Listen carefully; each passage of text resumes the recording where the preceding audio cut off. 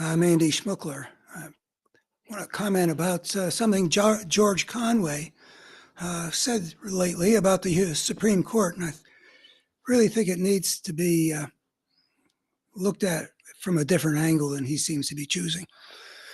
I really have liked George Conway. He came into the public view as a husband of one of Trump's minions, and ever since has been a member of, I guess, the Lincoln Project and other never Trumper things, and has said a lot of valuable stuff about the big threat to America that his political party, to which he used to be affiliated, the Republican Party, has become a real threat to America and to its basic nature.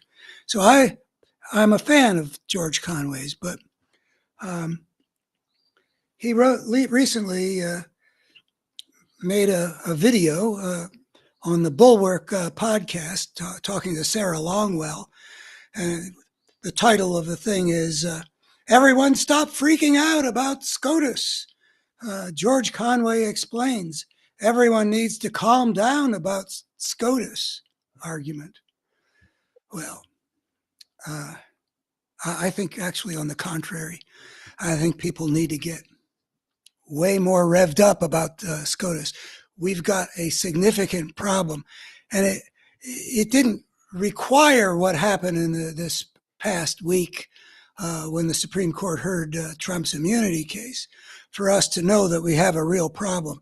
But anybody who didn't know it saw it acted out, displayed in a very disturbing way in what happened with that hearing that they held about the I don't want to go into he probably knows full well that this was an easy case. It really should have been decided immediately in December. There's nothing valid about any of Trump's arguments. And there's a huge public interest in getting a trial conducted as soon as can responsibly be done, which would have been starting in January, because this guy is making a bid to be president of the United States. Looks like he could actually succeed, though I don't think he will. And if the people, it is more paramount importance in this case, even than with Richard Nixon in 1974, that the public get to know what the public needs to know quickly, because we're going to vote in November, and whether he is guilty of the things that are supposed to be unfolding in Judge Chutkan's court or not is going to be a profound part of informing the electorate of the things they need to know. Trump knows all of this, and that's why his only legal strategy that has anything to it, nothing at the level of the law, is just exploiting the system to get delays in the hope that that trial for, I would say, the most serious crimes in American history in trying to overthrow the constitutional order, that trial, he doesn't want to have happen in time for the public to know. The public's intense need to know everything about those crimes corresponds with Trump's equally intense desire to prevent the public from knowing, just like he bought off Stormy Daniels. He doesn't want the public to know the truth, and so he has sought delay. All we need to know about the Supreme Court prior to this week's argument was, one, it was obvious what should be done, and the Supreme Court did just the opposite. The Supreme Court made themselves its accomplice, the accomplice of Donald Trump in his quest for delay. They slow-walked everything. They could have dealt with it like the Supreme Court with the Nixon tapes, and they just did just the opposite. Everything's been slow, and they're about to slow it some more. I mean, they're just making sure the American people have to go to the polls without knowing what they'd know if that trial had been conducted. No, don't get worked up about it. Don't get so upset. Stop freaking out. I'll tell you, there are two bits of news here. One of them's terrible, and the other one is much worse. The terrible news is that the effort of law to hold Trump accountable, while it's proceeding on some lesser matters, and those are important, and they may do the trick of telling people what they need to know. Nonetheless, on this biggest of cases, Trump has been seeking delay, and the Supreme Court has completely unnecessarily failed to serve the rule of law and instead sided with the criminal against the rule of law. It's blatant. I mean, I don't talk off the top of my head. I don't fly off the handle. It's just blatant. And I know that other people are seeing it because they sort of say so. But if it's important that Donald Trump be exposed, A, so that we establish that nobody's above the law, and B, so that people know the truth when they go to vote. That's the terrible news, is almost for certain, though they're not going to end up saying, oh yeah, Trump is immune to prosecution. They'll just delay it so long that the election happens, and then something might happen after that if Trump loses. Of course, if Trump wins, he'll kill the case. So presidential immunity, baloney from top to bottom, except the Supreme Court has conferred de facto presidential immunity on Trump, at least through the election. I think that's what the result's going to be. They're going to set the lower courts to work on stuff that'll take a lot of time, and it's completely irrelevant. And that's another thing. Then we get to this week. And we already knew from what the Supreme Court did that they had ceased to be agents of the rule of law and had become its opposite because of all the delay, unnecessary, unjustified delay that they're giving the guy who committed the most serious crimes in American history. But then we get to see them actually hash it out. There have been some really good analyses of this disgraceful display that we saw. We should be really freaking out that these guys are, they claim that they care about, history and precedent. They've ignored all the amicus briefs that tell them what the obvious thing is they need to do. They claim that they understand what the Supreme Court's job is. The norm is you deal with the case in front of you. And four of those judges were obviously were unwilling to look at the case in front of them, in which there's no argument whatsoever, but there's the things for which Trump has been indicted, or at least most of all of them, are clearly he's not immune to. That would completely overthrow the whole constitutional system to allow a president, the most powerful man in the country, to commit crimes with impunity. Oh yeah, that's what the system of checks and balances was supposed to be. But they didn't want to look at the cases. There were justices that tried to bring it up. There was Dreeben from Jack Smith's office that was trying to bring it up.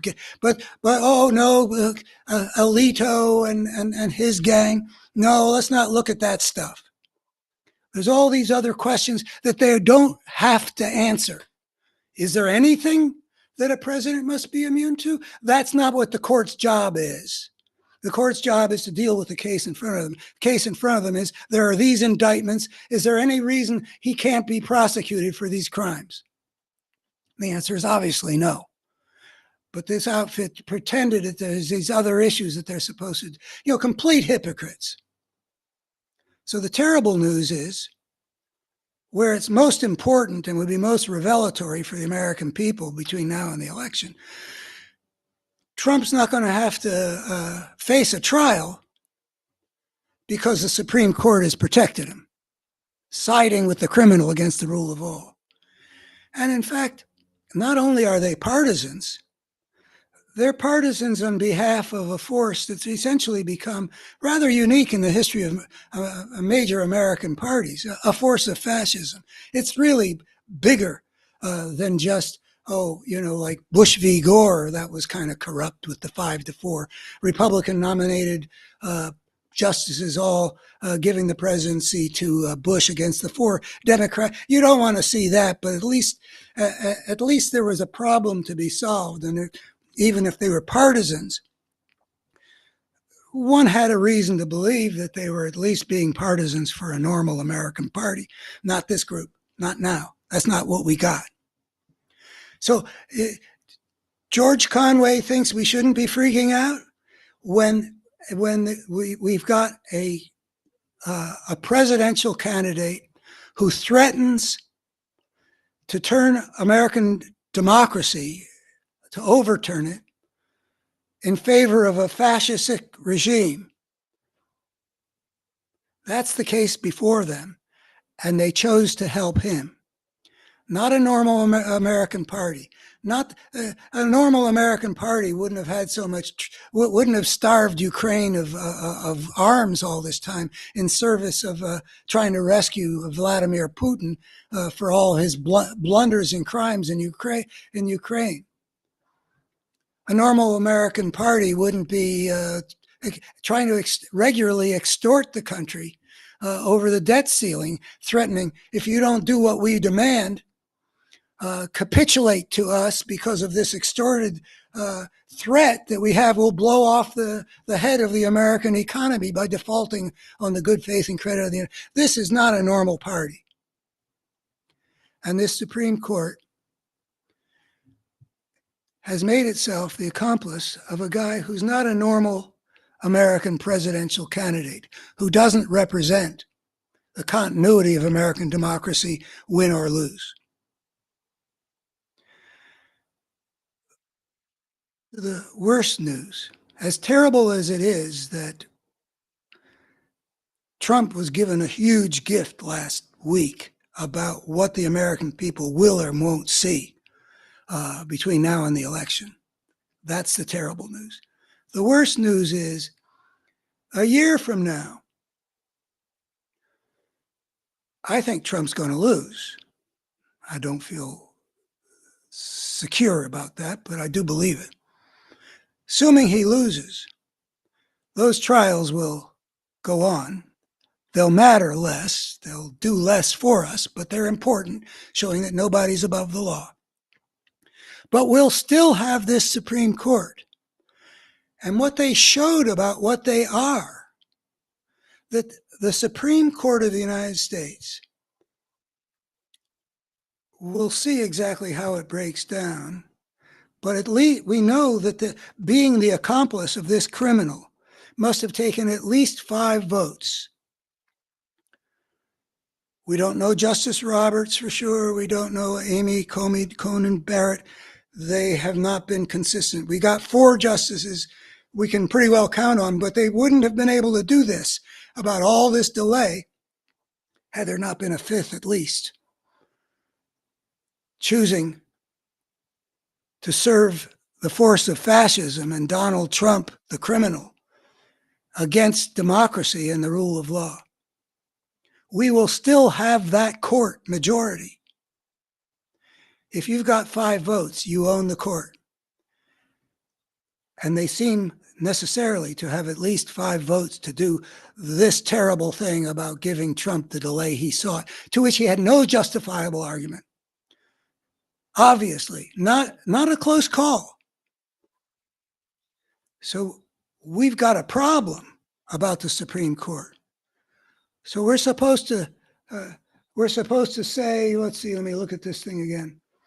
Everyone stop freaking out about SCOTUS. George Conway explains, everyone needs to calm down about SCOTUS. No, we've got a really serious problem. Either those of us who care about the rule of law have to find a way of taking the Supreme Court, control of the Supreme Court, away from the people who chose to do this thing, unjustifiable and huge thing. Or we've got to take the authority of the Supreme Court away from us. We can't be healthy as a democracy when a group of people who have made the Supreme Court occupied territory by the force of fascism, if they're deciding all the things that come to the center of American rule of law and deciding on the basis of their being partisans of a fascistic party, we can't let that happen either. And yet there are dangers in both directions. It's dangerous to talk about packing the court. That's disturbing. It's not nice when you got to fight over the control of the Supreme Court. I mean, fight like as if for your life. But that is the situation that we're in. These guys are going to be on the court for 20 more years.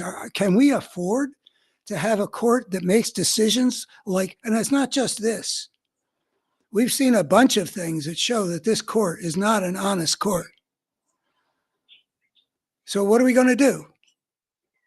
Stop obeying the Supreme Court and throw that piece of our essential piece of our order up in the air? Do some court packing? Well, the first stage of the answer, I don't know the answer. I know people have proposed things, but the first stage, I think I do know the answer. And that is to freak out, to say that there really is a serious problem here. I'm sorry, Mr. Conway.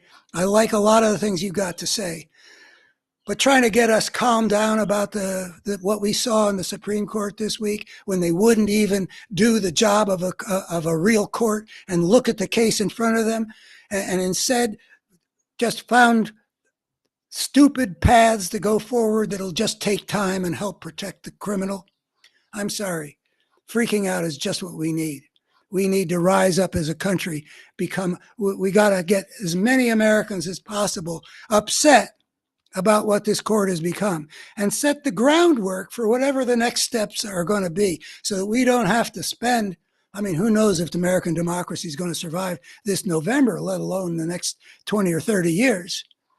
But we can't just sit around letting this court fill the crucial, even sacred piece of terrain in the American system of law, of the rule of law, that the Supreme Court is supposed to occupy. Thank you. Bye-bye.